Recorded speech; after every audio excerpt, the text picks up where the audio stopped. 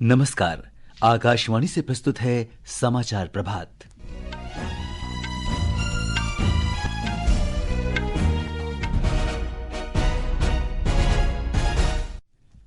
प्रधानमंत्री नरेंद्र मोदी आज नई दिल्ली में अंगोला के राष्ट्रपति जोआओ मैनुअल गोंजाल्वेस लॉरेंसो के साथ प्रतिनिधिमंडल स्तर की वार्ता करेंगे।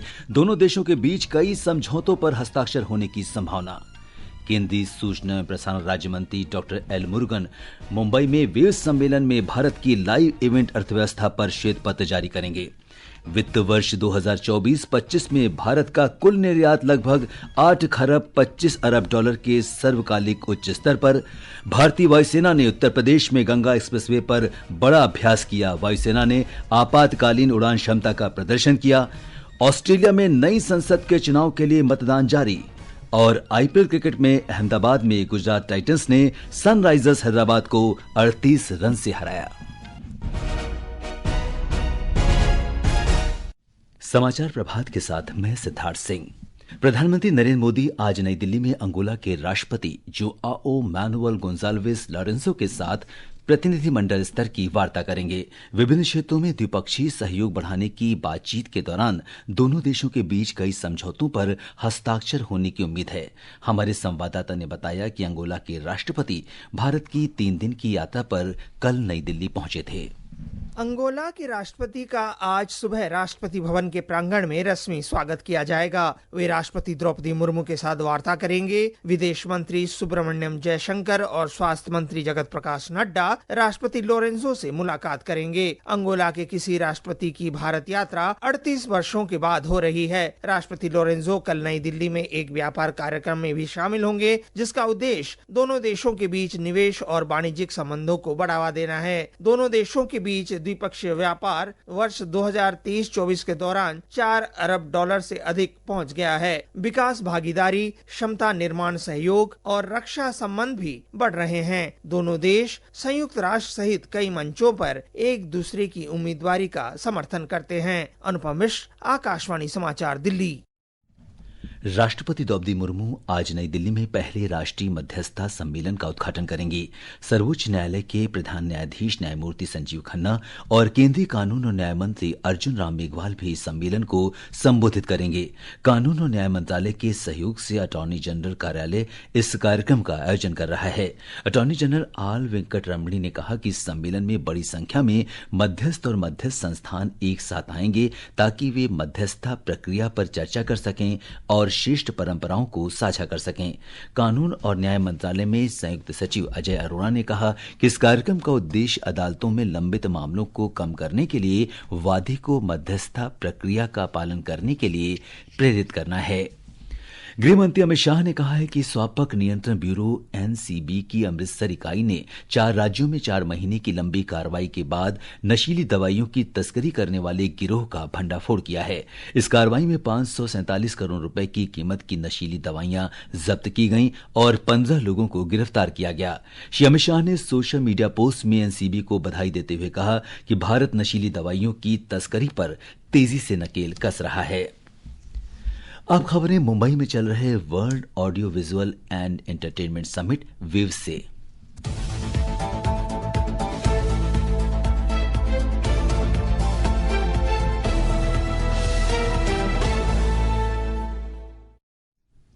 वेव्स 2025 के तीसरे दिन आज सूचना और प्रसारण राज्य मंत्री डॉक्टर एल मुरुगन भारत की लाइव इवेंट अर्थव्यवस्था एक रणनीतिक विकास अनिवार्यता शीर्षक से अपनी तरह का पहला श्वेत पत्र जारी करेंगे। श्वेत पत्र भारत के तेजी से बढ़ते लाइव मनोरंजन उद्योग का व्यापक विश्लेषण प्रस्तुत करता है।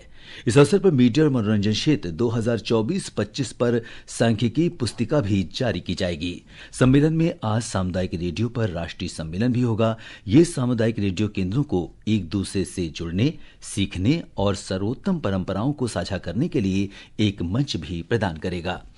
आइए ज्यादा जानकारी के लिए सीधे चलते हैं मुंबई, जहां मौजूद हैं हमारे संवाददाता दीपेंद्र। सामुदायिक रेडियो और संचार का एक सशक्त माध्यम बनकर उभरा है और इसी की संभावनाओं को लेकर आज सामुदायिक रेडियो पर राष्ट्रीय सम्मेलन हो रहा है। ऐसे में इस सम्मेलन में किन विषयों पर चर्चा होने की संभावना है?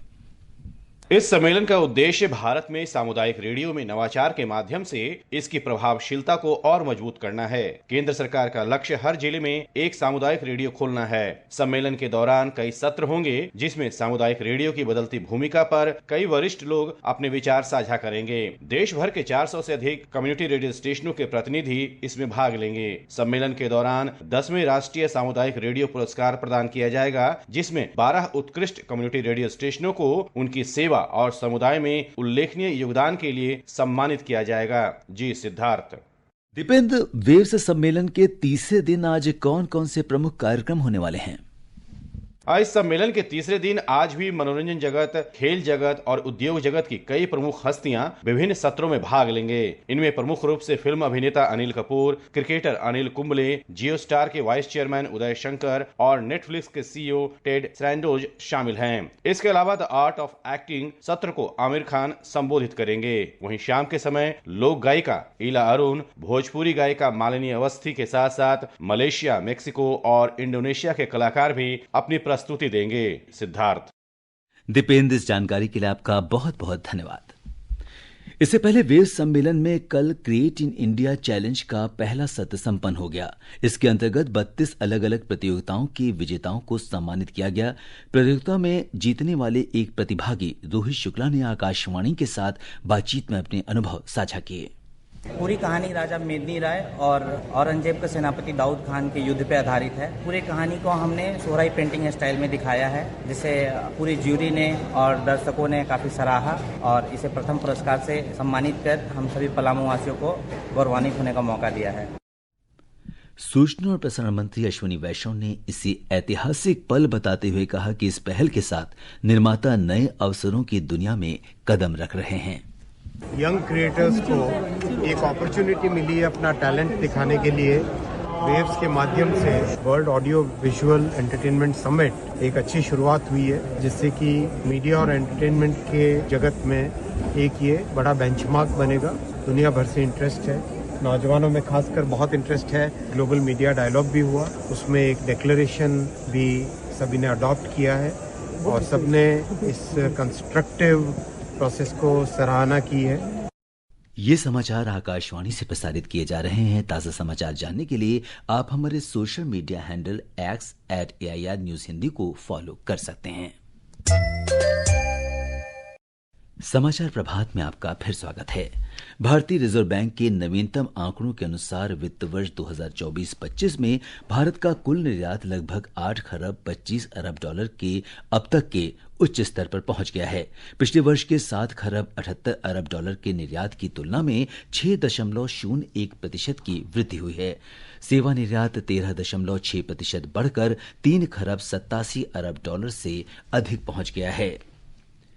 भारत के विदेशी मुद्रा भंडार में 25 अप्रैल को समाप्त हुए सप्ताह में 1 अरब 98 करोड़ डॉलर की वृद्धि हुई है और ये बढ़कर 6 खरब 88 अरब 13 करोड़ डॉलर हो गया है।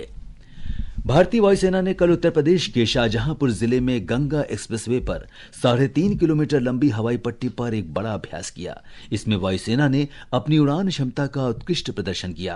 अपनी तरह के इस पहले प्रदर्शन में वायुसेना के Rafale, Jaguar, Mirage 2000, Sukhoi 30, MKI और MiG-29 जैसे अत्याधुनिक लड़ाकू विमानों ने भाग लिया। युद्ध के दौरान आपातकालीन अभियानों और प्राकृतिक आपदाओं के समय हवाई पट्टी को वैकल्पिक रनवे के रूप में उसकी दक्षता को जांचने के लिए एयर शो का आयोजन दिन और रात के समय किया गया। इस अवसर पर उत्तर प्रदेश सरकार के मंत्री दानिश आजाद अंसारी ने कहा कि उत्तर प्रदेश रात में एक्सप्रेसवे पर लड़ाकू विमानों के उतरने की क्षमता वाला देश का पहला राज्य बन गया है। एयरफोर्स की जो भी डिमांड थी, वहाँ पे बेस हॉस्पिटल बनाने की, वहाँ पे CCTV कैमरे लगाने की, तो नाइट लैंडिंग से संबंधित जो भी तैयारियां सभी पूरी कर ली गई हैं और एयरफोर्स भी पूरी हमारी तैयारियों से संतुष्ट है। जहां तक पब्लिक की बात है, कोई भी एंट्री बिना पास के नहीं होगी। 3 तारीख को हम लोग पब्लिक को भी पास देंगे और उसके लिए सिटी मजिस्ट्रेट के कार्यालय में संपर्क करना होगा। भारतीय सेना ने कल रात जम्मू कश्मीर में नियंत्रण रेखा पर पाकिस्तानी सेना की अकारण गोलीबारी का करारा जवाब दिया। रक्षा सूत्रों ने बताया है कि पाकिस्तान की सेना ने जम्मू कश्मीर के कुपवाड़ा, उरी और अखनूर क्षेत्रों में नियंत्रण रेखा के पास छोटे हथियारों से बेवजह गोलीबारी की। मौसम विभाग ने देश के पूर्वी और मध्य भाग में मंगलवार तक गरज चमक के साथ ओले गिरने और तेज हवा के साथ वर्षा का अनुमान व्यक्त किया है। बिहार, झारखंड, ओडिशा, पश्चिम बंगाल और सिक्किम में आज तेज हवाओं के साथ हल्की से मध्यम बारिश होने की संभावना है। मौसम विभाग ने तेलंगाना के 20 जिलों में बुधवार तक आंधी तूफान का येलो अलर्ट जारी किया है। विभाग ने कहा है कि राज्य के कई भागों में मौसम के उतार चढ़ाव की स्थिति बनी रहेगी। आज विश्व प्रेस स्वतंत्रता दिवस है। ये दिन प्रेस स्वतंत्रता को प्रोत्साहित करने और दुनिया भर में प्रेस स्वतंत्रता की स्थिति का आकलन करने के रूप में मनाया जाता है। इस वर्ष का विषय है नई दुनिया में रिपोर्टिंग, प्रेस स्वतंत्रता और मीडिया पर यांत्रिक मेधा का प्रभाव। ये विषय पत्रकारिता, मीडिया और प्रेस स्वतंत्रता को बदलने में यांत्रिक मेधा के तेजी से विकास और उपयोग पर प्रकाश डालता है। ऑस्ट्रेलिया में संसदीय चुनाव के लिए मतदान जारी है। प्रतिनिधि सभा की सभी 150 सीटों और सीनेट की 76 में से 40 सीटों के लिए वोट डाले जा रहे हैं। सत्तारूढ़ लेबर पार्टी के वर्तमान प्रधानमंत्री एंथनी एल्बनीज दूसरे कार्यकाल के लिए फिर से मैदान में हैं। उनका मुकाबला कंजर्वेटिव लिबरल नेशनल गठबंधन के नेता पीटर डटन से है। इसके अलावा ग्रीन्स पार्टी के नेता एडम बैंड्स भी मुकाबले में हैं। बड़ी संख्या में छोटी पार्टियां भी चुनाव लड़ रही हैं। आधिकारिक परिणाम के लिए कई दिन लग सकते हैं। लेबर पार्टी 2022 में 9 साल बाद सत्ता में लौटी थी।